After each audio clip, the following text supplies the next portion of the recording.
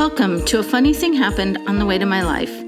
This is the place to be for stories to inspire and uplift when life doesn't go according to our plans. I'm Laura Muirhead, your host and the reigning queen of A Funny Thing Happened on the Way to My Life. I can't wait to share the plot twist stories of my guests that will inspire and uplift you when life didn't follow the plan, right here on A Funny Thing Happened on the Way to My Life podcast.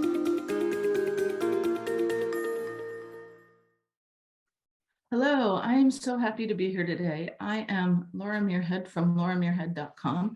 I am an artist, healer, and sage, and multi-passionate business owner. I am excited to talk to you today about the radical choice, which is choosing yourself. I have had many plot twists in my life. Some of them have been exciting and good, and some of them have been more challenging. And I just want to share a couple of those with you today. When I was young, my parents got divorced when I was about 9 years old, and I lived with my dad and my stepmom. So if we fast forward to when I was in high school, I graduated a year early. I had planned it for 3 years. I wouldn't have been able to do it had I not planned ahead. And I had decided that I wanted to take a year off of school and work and then go on to college. So the summer that I graduated, I was 17, and it was a bit of a bumpy ride that summer. I had two jobs. I had a daytime job working at a print shop, and then I had an evening job working at a grocery store, and that had actually been my high school job. But when I was able to take this daytime job, they would schedule me in the evening. So sometimes I would get off work and work until 11 or 12 at night, and get up in the morning and go to my other job and be there by 8:30 in the morning. And then I was also trying to juggle along with that a social life. So I spent a lot of time that summer at my best friend's house when I wasn't working. And over that summer, there were times when my stepmom would say to me, "Oh my goodness, you are just spending so much time at your friend's house. Why don't you just go and live there?" And even at that age, I knew that that was a bit of a ridiculous statement. And I knew that it was really something that she wanted more than something that I had desired. And what I didn't know was that it came up later, actually, and I found out later on that my dad and my stepmom were having some marital problems over that summer. So they were having their own bumpy ride. And if we fast forward to August of that year, I, like you said, I had decided I was taking the year off and then would go on to college. So in August of that year, my stepmom came to me and said, you have to either work full time or go to school this year. You can't just work and work part time. Well, I knew that wasn't possible. I'd already checked into that at the grocery store, and it wasn't possible to do that. And a couple of weeks before that, I had actually stopped working at the print shop because I decided it was too much to do both. And honestly, I was making really great money at the grocery stores for that time. So I was really frustrated with her coming up with this, because this has been my plan for so long. And for her to, at the last minute, the 11th hour, to come along and say, you need to go to school full time. I hadn't chosen a college yet at that point, and it would have been a community school, and I hadn't even looked into the curriculum. It wasn't something I wanted to do. So I was a bit frustrated. And then as it played out, they were also, my dad and my stepmom had brought up, my dad did, they tried to pull me into some of their marital drama and say that I was part of the reason for their marital problems. And I didn't even know they were having them until my dad told me. But I found out years later that the truth was that that my stepmom was on the verge of having an affair with someone. So talk about not taking personal responsibility for yourself. They were trying to put this on a 17-year-old when they had their own issues. So a couple of weeks after this conversation about the going to school and me being frustrated, I had been at my best friend's house in the afternoon. It was a Sunday.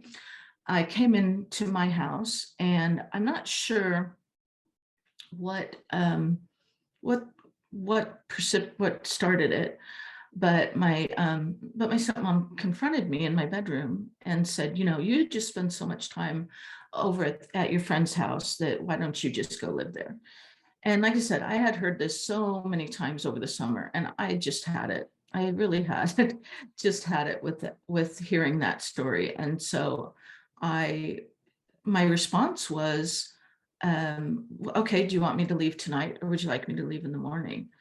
And I think I surprised my stepmom, and she really wasn't able to respond to that. So I just immediately picked up my keys and my purse, and I left. So, and I, was obviously upset, went back to my friend's house. Now, I wasn't sure, what I was going to do in that moment. But they had planned to move to California in a few months, and they had said to me that I was invited to go with them to go live in California. So as it turned out, when I got to their house, and obviously upset, they welcomed me, and they said, you're welcome to stay here. I was fortunate and so grateful for that, because I didn't know, that was going to happen. I wasn't sure that would happen. Let's say that. So this is what I'm talking about when I talk about the radical choice and choosing yourself. And at that time, I didn't even really think about it. It was just an automatic response. But it was later that somebody said to me, that was really, for a 17-year-old, that was a really strong choice for yourself. Like, you were really, making a choice for yourself. And this is what I'm talking about when I talk about the radical choice and choosing yourself first. And I want to just say that that our moms were wrong, and their moms were wrong when they told us, put other people first, and make sure you're taking care of other people. The radical choice really is to choose yourself. We've been conditioned otherwise, but this is our natural response, honestly, is to, when push comes to shove, to put ourselves first. And it has become a radical choice when people are telling you, to do these things. So I want to share with you one more story about how I was able to make choices for myself, and unexpected choices that have led me to where I am today. So in 2015, my husband and I had dreamt of having a house on the water, and in 2015 we found the house that we really loved, and it was on the Barnegat Bay in New Jersey. And we moved in, and we're just pretty much, getting comfortable in that house. And it was 10 months later on Halloween morning, and we woke up in the early morning at 3:30. My husband woke up to the house on fire, and obviously woke me up. And spoiler alert, we were able to get out with with ourselves, with our lives, and our 3 dogs and a cat. So and there are many stories and many lessons that I learned from that experience, but the one I want to talk about today is that as we went along and for a month, we lived in a hotel for the first month after the fire. And then for 6 months after that, we had a rental house that we lived in. So a couple things had happened during the time that we lived in the house on the bay. I was inspired to reclaim the artist that's in me. It hadn't been on my radar for a very long time. But honestly, what had happened was the tiles in my shower and in our bathrooms inspired me to draw. I saw things in the tiles, and I would draw them out. So that started again, like I said, for me to reclaim the artist that was in me as a younger person. Those drawings eventually became my children's book. But I didn't know that at the time that was going to happen. And as we lived in the rental house and then we're looking at houses to buy and where we were going to live next, we had decided not to rebuild the house on the water, that we wanted to live somewhere else. So we also had started to revisit a town that I grew up spending my summers in and weekends with my mom in Michigan. And I fell in love with this little town when I was in junior high and high school. But I hadn't spent much time there in my adult years. So my husband and I had started to go back there more. And as we were figuring out where we were going to live and what was going to be next for us, we decided that we really did, we loved this town in Michigan and we wanted to spend some time there. So much so that we ended up, after 6 months of being in the rental house, we bought our house in New Jersey, a different house for us. And then a month later, we found and bought a house for ourselves in Michigan. So we decided we would split our time back and forth between the two places. Now, again, I want to go back to, I had started to reclaim the artist in me. And in Michigan, in this little town, there's a really great art center. It's has wonderful mentors, and you can do pretty much whatever you want to learn, painting or pottery or woodworking, weaving. So I started doing pottery, and I started by hand building pottery, but eventually I kept my eye on the pottery wheel and thought I would really like to have a go at that and learn more about working with the pottery wheel. And as it turned out, I had a wonderful mentor, and I loved it. I love working on the wheel, and it turns out I play well with clay. So I started spending quite a bit of time there, and it is a committed relationship. I always say that pottery is a committed relationship, and if you, it's just like anything. If you want to get better, you have to go and do it. You know, it's just like playing the piano or anything else. You have to practice, and so I spent quite a bit of time there. Well, as it turns out, there were 3 people there that were challenging to be around. We like to call them agents of the universe, and these people really started to make it difficult for me to want to be at this art center and in the pottery room working. So I was really torn. At one point, they seemed to have conspired to make a piece of pottery that I made, a bowl that I made, disappear. And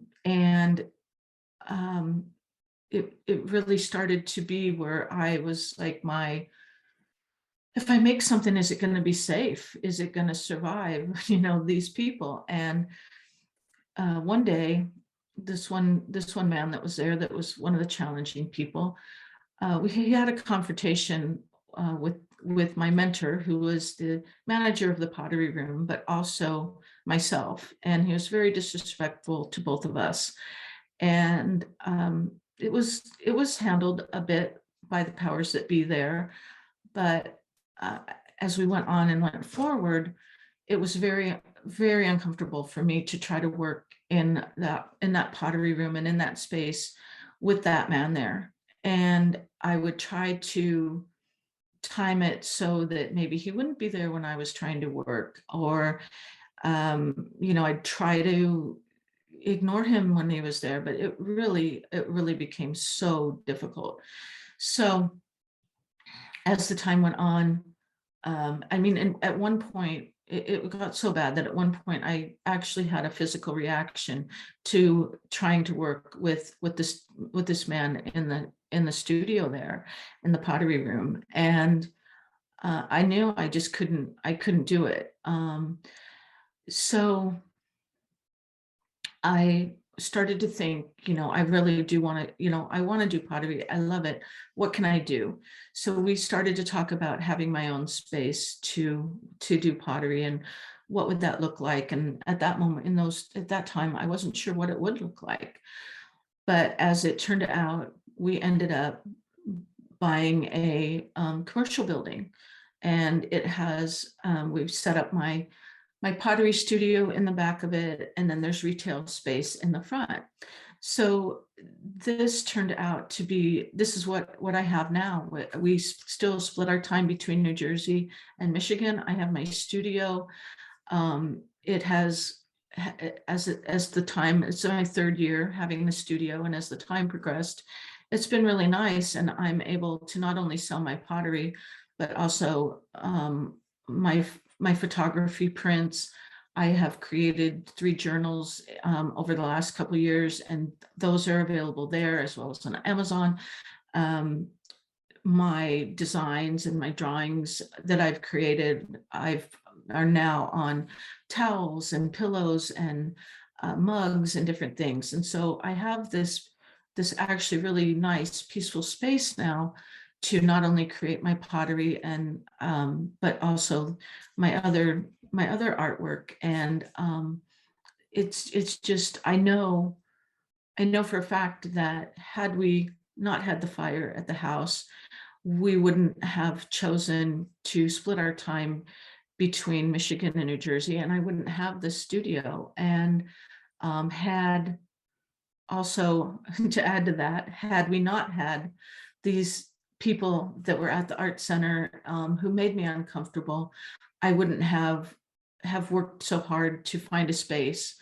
So this is the thing, like when this was so uncomfortable, I believe that had I not chosen myself, had I not made the radical choice to choose myself and choose my passion of pottery in that time, I don't think I'd be doing it at all now, because I wouldn't be able to go there and be comfortable working.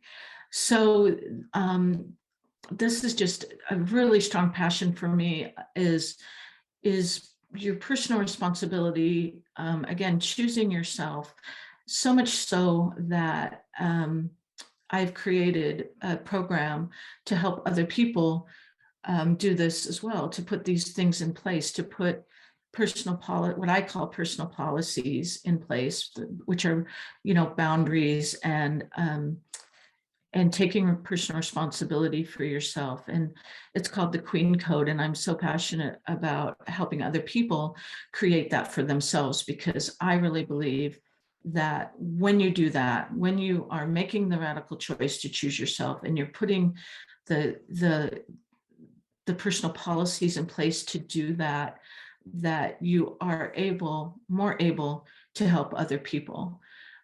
If you are not solid in yourself, and if you're not choosing yourself, then really you're coming from a place of disempowerment, and you're not going to be able to support the other people in your life. And this is what I'm so passionate about doing this. And I really do believe that, especially now, that the radical choice is choosing yourself. And I didn't know that I did it over and over in my life, so many times. And with each twist in plot twist in my life and all the unexpected things. I've had so many that I've actually given my life a title, a theme, which is A Funny Thing Happened on the Way to My Life, because just when you think you're going in a certain direction, something may happen that is just so unexpected. And when you're able to choose yourself, to make those radical choices, it's just gonna empower you in so many ways. So thank you today for allowing me to share my stories with you. I hope that you have enjoyed hearing them as much as I have enjoyed sharing them. Thank you for listening to A Funny Thing Happened on the Way to My Life podcast. For more information, visit my website at www.lauramuirhead.com.